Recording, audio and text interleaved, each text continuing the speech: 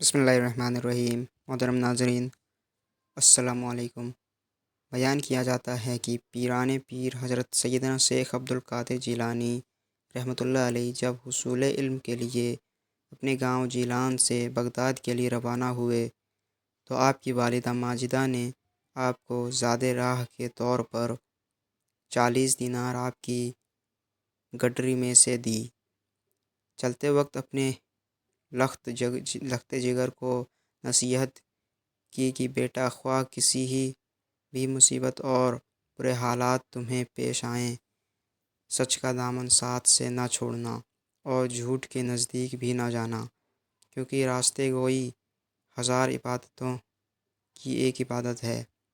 سعادت مند فرزند نے عرض کیا کہ اے والدہ، میں صدیق دل سے یہ عہد کرتا ہوں کہ آپ کی نصیحت پر ہمیشہ عمل کروں گا۔ گھر سے رخصت ہو کر آپ رحمۃ اللہ علیہ بغداد والے ایک قافلے میں شامل ہو گئے، کیونکہ اس دور میں طویل بیابانی راستوں میں تنہا سفر کرنا ممکن نہ تھا۔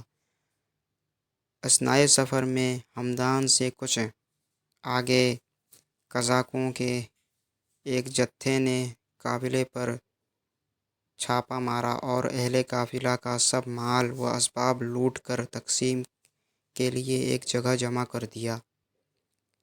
سیدنا حضرت شیخ عبد القادر جیلانی رحمۃ اللہ علیہ ایک طرف چپ چاپ یہ دردناک نظارہ دیکھ رہے تھے کہ ایک ڈاکو آپ کی طرف بڑھا اور پوچھا، کیوں میاں، تمہارے پاس بھی کچھ ہے؟ آپ نے فرمایا، ہاں، میرے پاس 40 دینار ہیں۔ ڈاکو کو آپ کی بات پر یقین آیا اور وہ آپ کی ہنسی اڑاتا ہوا آگے بڑھ گیا۔ اتنے میں ایک دوسرا قزاق آپ کی طرف آیا اور آپ سے وہی سوال کیا۔ آپ نے اسے بھی یہی جواب دیا کہ میرے پاس 40 دینار ہیں۔ آپ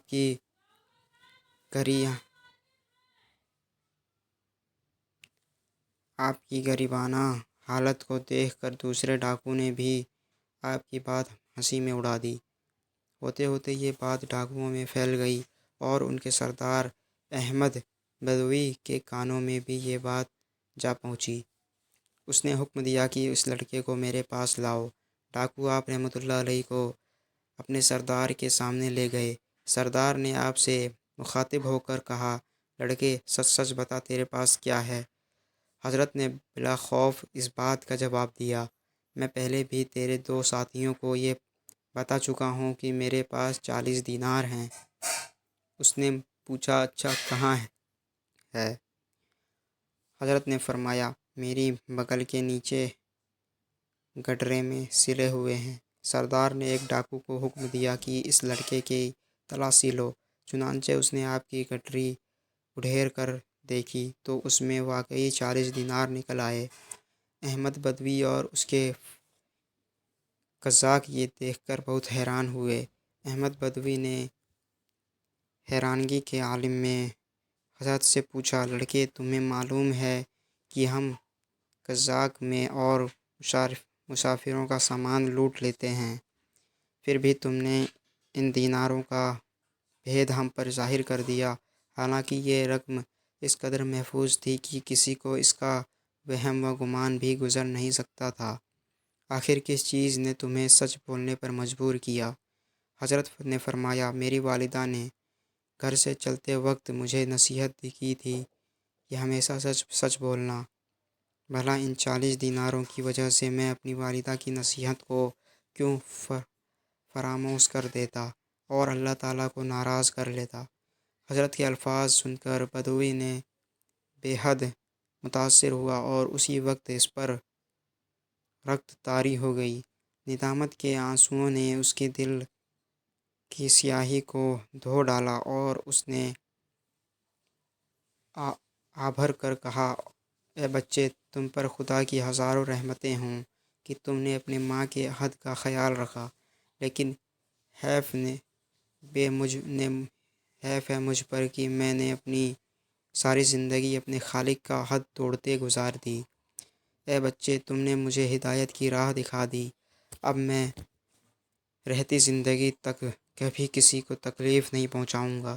یہ کہہ کر وہ حضرت کے قدموں پر گر پڑا اور رہزنی کے پیشے سے غائب ہو گیا۔ اس کے ساتھیوں نے جب یہ منظر دیکھا تو سب